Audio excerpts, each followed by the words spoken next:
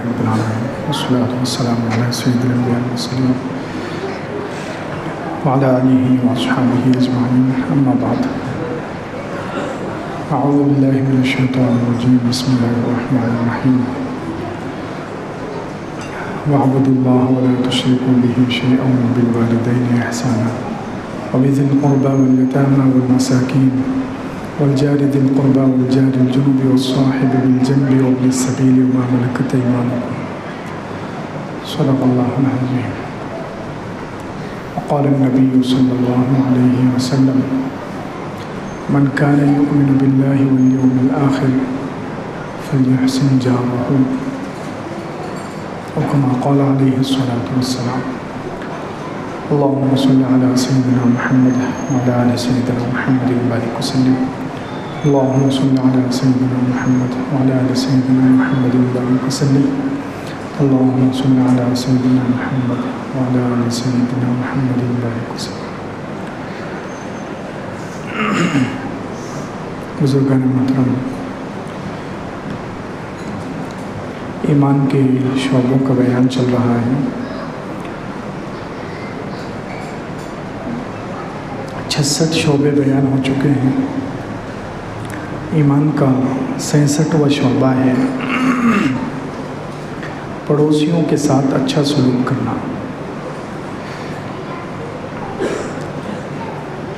یہ بھی اللہ رب العزت کا ایک حکم ہے، شریعت کا ایک حکم ہے، ایمان کا اہم شعبہ ہے. اس کی تاکید بہت زیادہ اللہ کے رسول صلی اللہ علیہ وسلم کی حدیثوں میں بھی آئی ہے. حضرت ابو ہریرہ رضی اللہ عنہ کی روایت ہے کہ حضور صلی اللہ علیہ وسلم نے ان کو 5 نصیحتیں فرمائیں. اس میں سے ایک نصیحت یہ تھی احسن الی جارک تکن مؤمنا، اپنے پڑوسی کے ساتھ اچھا سلوک کرو تو تم مومن بن جاؤ گے. یعنی ایمان کے کامل ہونے کے لیے، ایمان کے مکمل ہونے کے لیے ایک چیز یہ بھی ہے کہ آدمی اپنے پڑوسی کے ساتھ اچھا سلوک کرے. پڑوسیوں کے ساتھ اچھا سلوک ہوگا تو ایمان کامل مکمل ہوگا. بہت ساری حدیثوں میں اس کی تاکید آئی ہے.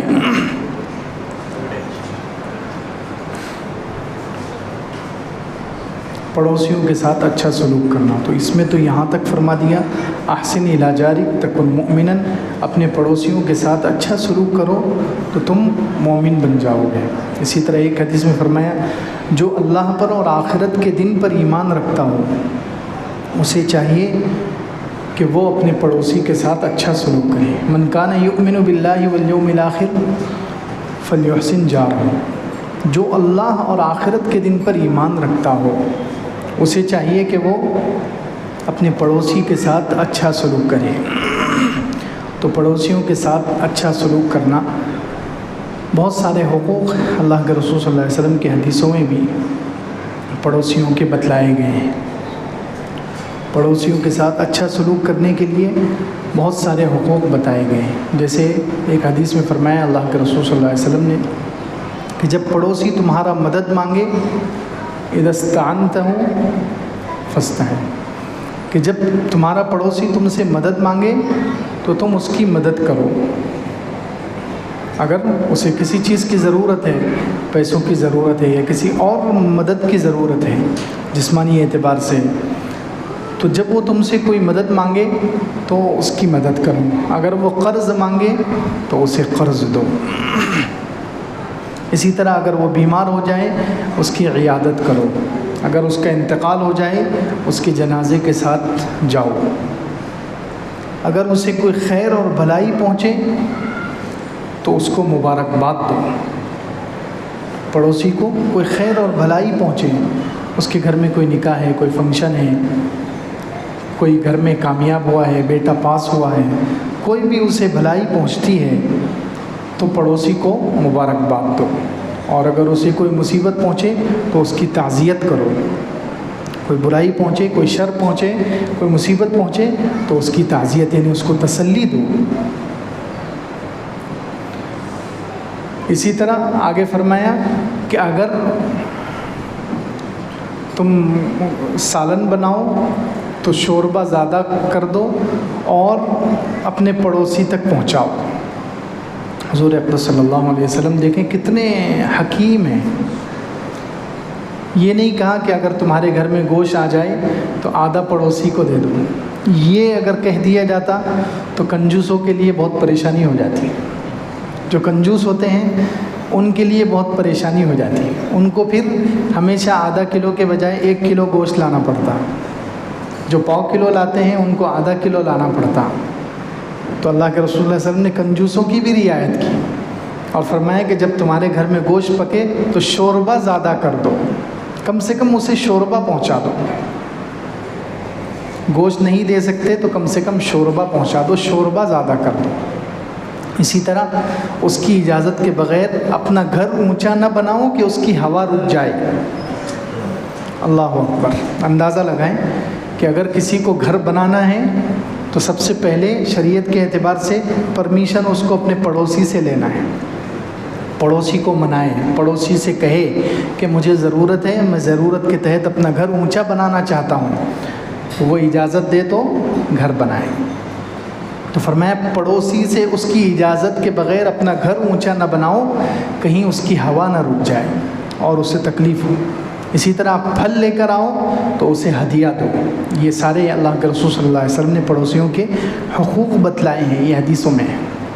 تو خیر پڑوسیوں کے بارے میں بہت زیادہ تاکید آئی ہے، پڑوسیوں کے ساتھ اچھا سلوک کرنا۔ یہاں تک فرمایا ما زال جبریل یوصینی بالجار حتی ظننت انہ سیورثہ او کما قال علیہ الصلوۃ والسلام۔ جبریل علیہ السلام مجھے پڑوسی کے بارے میں اتنی تاکید کرتے رہے، اتنی وصیت کرتے رہے کہ میں سمجھنے لگا، مجھے یہ گمان ہونے لگا کہ اسے وارث بنا دیں گے۔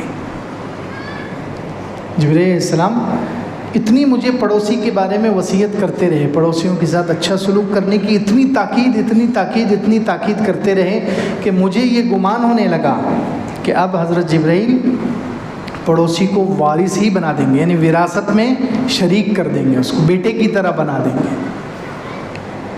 اتنی تاکید آئی ہے۔ اور بخاری شریف کی حدیث میں تو بڑی خطرناک بات فرمائی۔ اللہ کے رسول صلی اللہ علیہ وسلم نے ارشاد فرمایا واللہ لا یؤمن، واللہ لا یؤمن، واللہ لا یؤمن، 3 مرتبہ قسم کھا کر فرمایا اللہ کی قسم وہ مومن نہیں ہے، اللہ کی قسم وہ مومن نہیں ہے، اللہ کی قسم وہ مومن نہیں ہے۔ تو صحابہ کرام پریشان ہو گئے، کون ہے اس کے بارے میں اتنی تاکید سے کہا جا رہا ہے کہ وہ مومن نہیں ہے؟ من یا رسول اللہ، اللہ کے رسول صلی اللہ علیہ وسلم وہ کون ہے جو مومن نہیں ہے؟ حضور اکرم صلی اللہ علیہ وسلم نے ارشاد فرمایا من لا یأمن جارہ بوائقہ، جس کا پڑوسی اس کی تکلیفوں سے محفوظ نہ ہو، جس کا پڑوسی اس کی تکلیفوں سے محفوظ نہ ہو، یعنی پڑوسی کو ہمیشہ خطرہ۔ محدثین اس حدیث کی تشریح میں کہتے ہیں کہ ابھی اس نے کوئی تکلیف نہیں پہنچائی اپنے پڑوسی کو، ابھی اس نے اپنے پڑوسی کو کوئی تکلیف نہیں پہنچائی، بس پڑوسی کو خطرہ لگا رہتا ہے، پڑوسی کو ہمیشہ خطرہ لگا رہتا ہے کہ یہ عجیب قسم کا آدمی ہے، پتہ نہیں کس وقت کیا کر دے۔ تو یہ خطرہ جس پڑوسی کو جس انسان سے لگا ہوا ہے وہ مومن نہیں ہے، تو جو تکلیف ہی پہنچانا شروع کر دے تو اس کا کیا حال ہوگا؟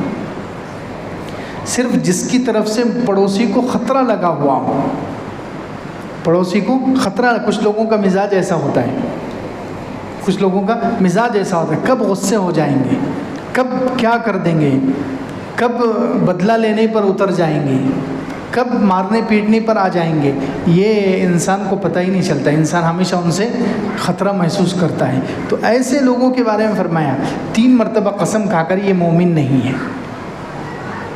اندازہ لگائیں آپ جو پڑوسیوں کو تکلیف ہی پہنچاتے ہیں، مستقل تکلیف پہنچا رہے ہیں، ان کا کیا حال ہوگا؟ تو یہ کتنی عجیب حدیث ہے، کتنی عجیب حدیث ہے۔ فرمایا اللہ کی قسم کھا کر 3 مرتبہ، وہ بھی حضور اکرم صلی اللہ علیہ وسلم کی قسم ہے کہ اللہ کی قسم وہ مومن نہیں ہے۔ تو اس لیے پڑوسیوں کے ساتھ اچھا سلوک کرنا، پڑوسیوں کے ساتھ اچھا سلوک کرنا یہ ایمان کا ایک شعبہ ہے۔ پڑوسیوں کے ساتھ اچھا سلوک کرنا، پہلے زمانے میں ہمارے جو اکابرین گزرے ہیں ان کا اتنا اچھا سلوک ہوتا تھا پڑوسیوں کے ساتھ کہ سبحان اللہ، اس پڑوس کی برکت سے گھر کی قیمت بڑھ جاتی تھی۔ عبداللہ ابن مبارک رحمۃ اللہ علیہ جو مشہور محدث ہیں، عالم بھی ہیں، فقیہ بھی ہیں، اللہ تعالیٰ نے بہت نوازا تھا ان کو روحانی اور جسمانی ہر اعتبار سے، ظاہری اور باطنی ہر اعتبار سے۔ تو حضرت عبداللہ ابن مبارک رحمۃ اللہ علیہ کے پڑوس میں یہودی رہتا تھا، اس کو مکان بیچنے کی ضرورت پیش آ گئی، وہ ایک مرتبہ مکان بیچنے لگا تو اس نے قیمت لگائی 2000 دینار۔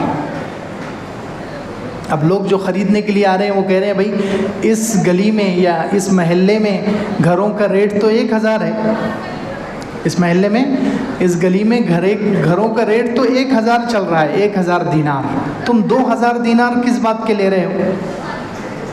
تم 2000 دینار کس بات کے لے رہے ہو؟ تو اس نے کہا 1000 دینار تو صحیح ہے، میرے گھر کی قیمت ہے، لیکن 1000 دینار عبداللہ ابن مبارک کے پڑوسی ہونے کا لے رہا ہوں۔ اتنا اچھا پڑوسی مجھے ملا ہے کہ ان کے بازو میں تمہیں گھر ملے گا تو تمہیں پتہ چلے گا، اچھا سلوک کریں گے وہ تمہارے ساتھ، تو اس پڑوس کی میں قیمت وصول کر رہا ہوں۔ اندازہ لگائیں کتنا اچھا سلوک ہوگا ان کا اپنے پڑوسی کے ساتھ،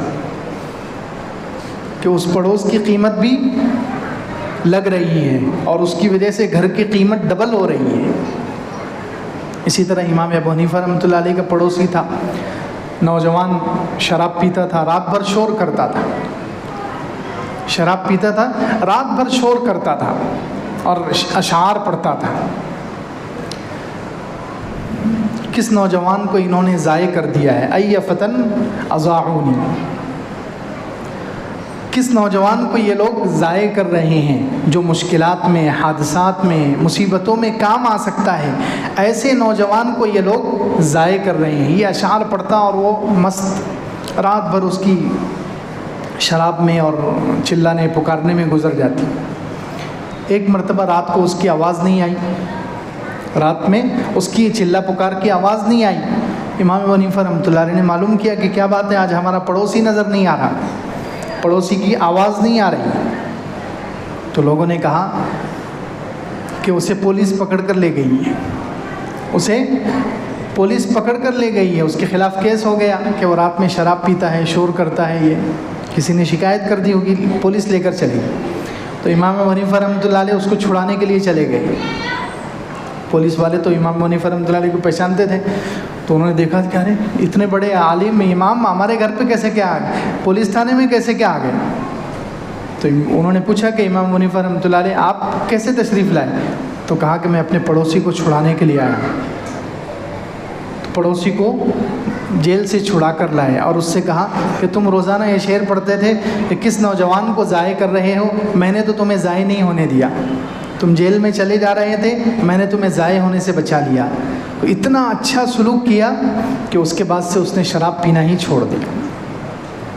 تو دیکھیں یہ ہے پڑوسی، کہ پڑوسی کی طرف سے تکلیف بھی پہنچ رہی ہے تو اس کو برداشت بھی کر رہے ہیں، اور اس کے بعد جب وہ مصیبت میں آ گیا بیچارہ، پولیس پکڑ کر لے گئی تو اس کو چھڑا کر لائے، حالانکہ زندگی بھر وہ تکلیف پہنچا رہے ہیں۔ ایسے ہی سہل بن عبداللہ تستری رحمۃ اللہ علیہ ایک بزرگ ہیں، ان کے بارے میں ہے کہ ان کا انتقال ہونے لگا، ان کے پڑوس میں ایک مجوسی رہتا تھا، ان کے پڑوس میں ایک مجوسی رہتا تھا، یعنی آگ کی پوجا کرنے والا، کافر آگ کا پجاری رہتا تھا۔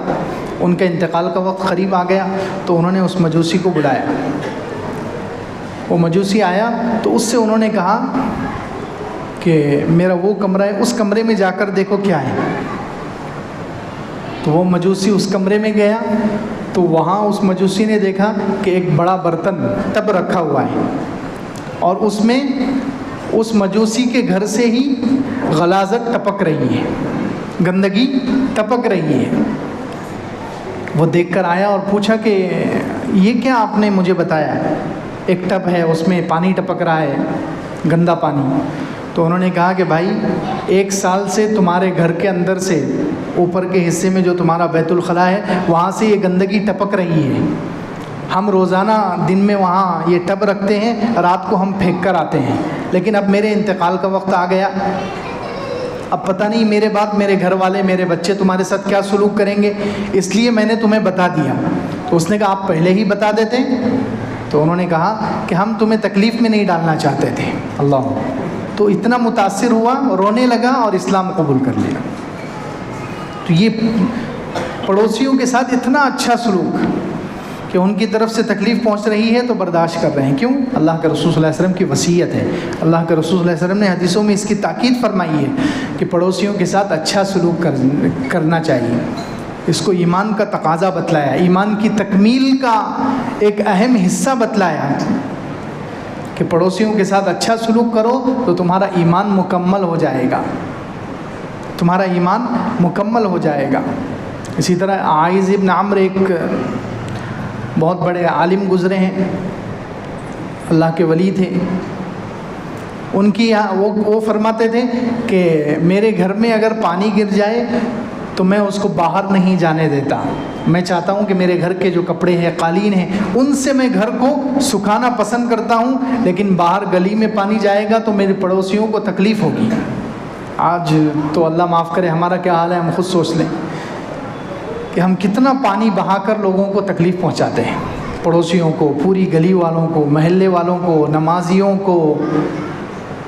کس کس کے کپڑے بھرتے ہیں، کوئی گرتا ہے، کسی کے اوپر چھینٹے اڑتے ہیں، کسی کے کپڑے ناپاک ہوتے ہیں.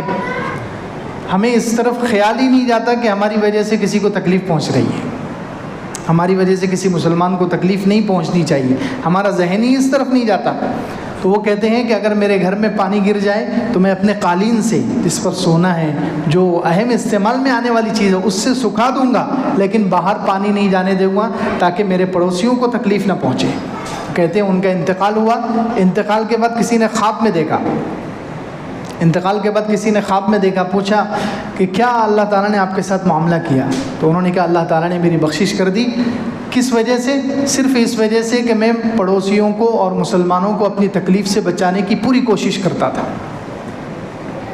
اپنے پڑوسیوں کو، اپنے مسلمانوں کو تکلیف سے بچانے کی کوشش کرتا تھا. اس عمل پر اللہ تعالیٰ نے بخش دیا. اللہ تعالیٰ تو کسی عمل پر بھی نواز سکتے ہیں. تو اس لیے یہ ایمان کا ایک اہم شعبہ ہے کہ پڑوسیوں کو تکلیف سے بچایا جائے. اسی طرح ایک اور ایمان کا شعبہ ہے، 68واں شعبہ، کہ دوسروں کے عیبوں کی پردہ پوشی کرنا. کسی کا کوئی عیب نظر آ جائے، کسی نے ہمارے سامنے گناہ کر لیا، اب اس کا گناہ کسی کو معلوم نہیں ہے، ہم نے دیکھ لیا، یعنی ہماری نگاہ پڑ گئی، کسی کے کوئی اکیلے میں تنہائی میں گناہ کر رہا تھا، ہم نے اس کو اس گناہ کرتے ہوئے دیکھ لیا. تو یہ ہے، دوسرے کا عیب سامنے آ گیا، اس پر پردہ ڈال دو، پردہ پوشی کرو، اس کو چھپاؤ. اس کا حکم دیا گیا، اس کی فضیلت بتائی گئی. اللہ کے رسول صلی اللہ علیہ وسلم نے فرمایا من ستر مسلما سترہ اللہ یوم القیامہ. جو کسی مسلمان کا عیب چھپائے، اللہ تعالیٰ قیامت کے دن اس کے عیب چھپائیں گے. کتنی بڑی بات ہے، قیامت کے دن عیب چھپ جانا کتنی بڑی فضیلت ہے. یہ اندازہ لگائیں، بعض علماء نے لکھا ہے کہ اگر کسی انسان کو یہ کہا جائے قیامت کے دن، اللہ تعالیٰ یہ کہیں کہ تمہیں جنت میں داخل کرتے ہیں، ٹھیک ہے تمہیں جنت میں داخل کریں گے، لیکن پہلے جو ہے تم نے جو اکیلے میں تنہائیوں میں جو گناہ کیے ہیں اس کی کیسٹ ہم پورے محشر میں ایک مرتبہ بتاتے ہیں. پورے محشر میں تمہارے ماں باپ کے سامنے، بھائیوں کے سامنے، رشتہ داروں کے سامنے، بیوی بچوں کے سامنے تم نے جو گناہ کیے ہیں ان کو بتاتے ہیں. تو آدمی کا کیا حال ہوگا؟ آدمی بے عزتی کے ڈر سے یہ بھی کہہ سکتا ہے کہ مجھے جہنم میں بھیج دیجئے، لیکن یہ میری جو تنہائی کے گناہ ہیں وہ سب کے سامنے مت لائیے. تو کسی کو بے عزت کرنا، کسی کا گناہ اچھالنا، کسی کا عیب لوگوں کے سامنے بیان کر کے اسے ذلیل اور رسوا کرنا کتنا خطرناک عمل ہے. اس لیے شریعت نے منع کیا ہے کہ کسی کا عیب سامنے آ جائے، کسی کا گناہ سامنے آ جائے، اس پر پردہ ڈالو، اس کی پردہ پوشی کرو. حتیٰ کہ حدیث پاک میں اللہ کے رسول صلی اللہ علیہ وسلم نے یہاں تک فرمایا جو کسی مسلمان کا عیب چھپائے فَكَأَنَّمَا اسْتَحْيَا مَعُودَةً او كما قال علیہ الصلوۃ والسلام. جس نے کسی مسلمان کا عیب چھپایا ایسا ہے جیسے اس نے کسی زندہ لڑکی کو زندہ دفن ہونے سے بچا لیا. کسی لڑکی کو، پہلے زمانے میں لڑکیوں کو، چھوٹی بچیوں کو زندہ دفن کیا جاتا تھا، تو اس کسی ایسی لڑکی کو جس کو اس کے والدین زندہ دفن کر رہے تھے، اس کو بچانے کا کتنا ثواب ہے، اتنا ہی ثواب ایک مسلمان کے عیب چھپانے کا ہے. کیونکہ کسی مسلمان کا عیب ظاہر کرنا، کسی مسلمان کا عیب لوگوں کے سامنے، محلے والوں کے سامنے، رشتہ داروں کے سامنے کسی کا عیب بیان کرنا، یہ ایسا ہی ہے جب کسی کا عیب بیان کیا جاتا ہے، کسی کو ذلیل اور رسوا کیا جاتا ہے تو اس کو یہی محسوس ہوتا ہے کہ کاش زمین پھٹ جائے اور میں اندر چلا جاؤں. ہوتا ہی نہیں ہوتا. کسی کا عیب اگر اچھالا جائے، کسی کو ذلیل کیا جائے تو اس کے دل میں یہی بات آتی ہے کہ کاش زمین پھٹ جائے اور میں اندر چلا جاؤں. تو عیب چھپا لیا، گویا اس نے اس کو روحانی اعتبار سے زمین کے اندر جانے سے بچا لیا. تو اس لیے کہ مسلمانوں کے عیبوں کو چھپانا، مسلمانوں کے عیبوں پر پردہ ڈالنا، اس کا حکم دیا گیا. اور یہ بہت بڑی فضیلت کی چیز ہے، بہت بڑا عمل ہے.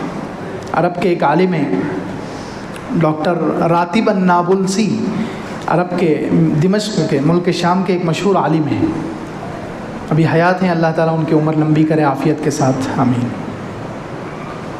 بہت بہترین مفسر ہیں، بہت بہترین خطیب ہیں. انہوں نے ایک واقعہ بیان کیا. وہ کہتے ہیں کہ دمشق کا ایک قصبہ ہے، ایک تعلقہ ہے، وہاں پر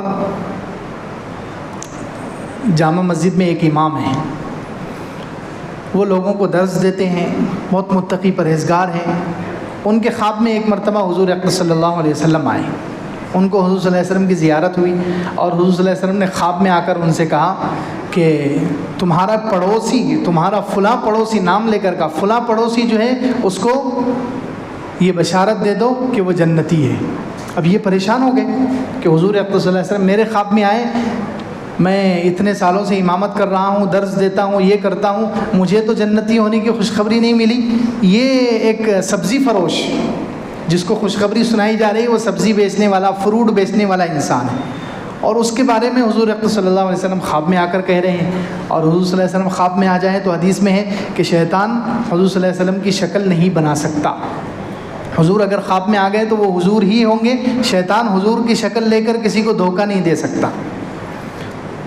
تو وہ پریشان ہو گئے. وہ صبح اٹھ کر اس کے پاس گئے، اس سبزی فروش کے پاس گئے اور اس سے کہا کہ تمہیں ایک پیغام ملا ہے حضور صلی اللہ علیہ وسلم کی طرف سے، لیکن میں تمہیں نہیں بتاؤں گا. پہلے تمہیں وہ عمل بتانا پڑے گا، تمہیں وہ کام بتانا پڑے گا جو تمہارے اور اللہ کے درمیان ہے.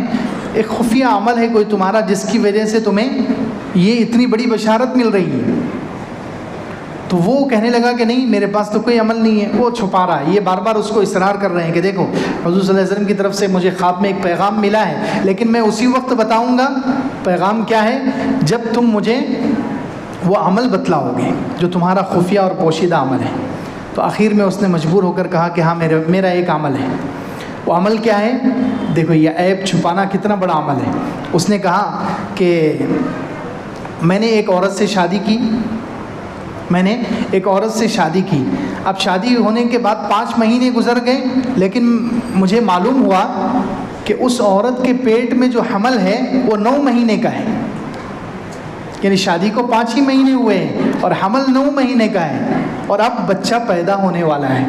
تو کہنے لگے مجھے سمجھ میں آ گیا کہ اس عورت نے زنا کیا ہے اور یہ بچہ میرا بچہ نہیں ہے، یہ کسی اور کا بچہ ہے. تو کہنے لگے میں نے اس کے عیب کو چھپایا، میں نے اس عورت کے عیب کو چھپایا اور میں نے سوچا کہ میں اس کی اصلاح کر لوں، میں اس کو توبہ پر آمادہ کروں، میں اس سے توبہ کرواؤں. تو میں نے اس سے بات چیت کی اور اس سے کہا کہ دیکھو تم سے گناہ تو ہو گیا ہے، لیکن اب تم توبہ کر لو اور یہاں سے نیک بننے کا وعدہ کر لو تو میں تمہارا یہ عیب چھپا دوں گا اور تمہیں رسوائی سے بھی بچا لوں گا. یعنی تمہارے خاندان والوں کے سامنے بھی تمہارا یہ عمل نہیں آئے گا، محلے والوں کے سامنے بھی نہیں آئے گا. میں اس کی کوئی تدبیر کروں گا، ایسا پلان کروں گا کہ تم رسوا ہونے سے، ذلیل ہونے سے بچ جاؤ گی. تو وہ عورت توبہ پر تیار ہو گئی، اس نے سچی پکی توبہ کی، وہ نیک بن گئی. کچھ دنوں کے بعد بچہ پیدا ہو گیا. اب بچہ پیدا ہوا لیکن اس نے ایسی تدبیر کی کہ خود اس کے گھر والے بھی، اس آدمی کے گھر والے بھی اس عورت کے پاس نہیں پہنچ سکتے تھے اور عورت کے رشتہ دار بھی گھر والوں کو اس کے پاس نہیں پہنچ سکتے تھے. اس نے سب کو منع کر دیا کہ میرے گھر میں کوئی نہ آئے، صرف اس وجہ سے کہ کہیں ان کو بچے کی پیدائش کی خبر نہ مل جائے. اب بچہ جس رات میں پیدا ہوا تو اس نے اور ایک تدبیر کی. اب محلے والوں کو اور گھر والوں کو معلوم ہو جائے گا کہ یہ بچہ کس کا ہے. تو اس نے کیا کیا؟ بہترین تدبیر کی.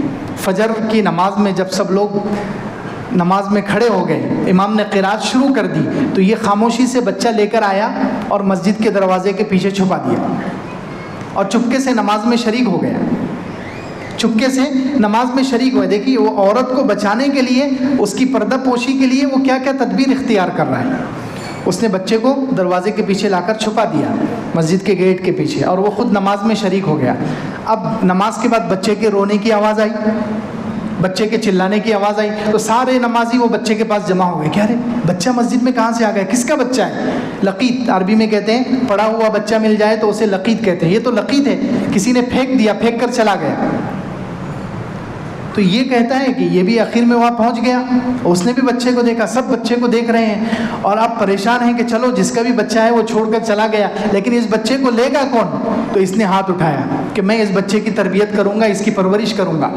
اب سب کو معلوم ہو گیا کہ بچہ تو اس کا نہیں ہے، کسی اور کا ہے، لیکن اس نے اس کی پرورش کی ذمہ داری لی ہے. یہ کہہ کر وہ گھر پر لے کر چلا گیا. اب وہ عورت ہر قسم کی رسوائی سے بچ گئی. اب گھر پر اس عورت کے رشتہ دار آ رہے ہیں، دیکھ رہے ہیں، تو سب کو معلوم ہو گیا کہ بچہ ان دونوں کا نہیں ہے، یہ مسجد میں پڑا ہوا ان کو ملا ہے، اور یہ دونوں اس کی تربیت کر رہے ہیں. سبحان اللہ. تو صرف اتنا عمل اس نے اس عیب کو چھپایا اس عورت کے، اور عیب کو چھپانے کے بعد اس نے یہ تدبیریں اختیار کی. تو اس عمل کی وجہ سے حضور اقدس صلی اللہ علیہ وسلم اس امام کے خواب میں آ کر کہہ رہے ہیں کہ یہ آدمی جنتی ہے. تو دیکھیں لوگوں کے عیب چھپانا، آج تو زمانہ ہے واٹس ایپ کا، فیس بک کا، چھوٹا چھوٹا عیب جو ہے فوراً پھیلا دیا جاتا ہے.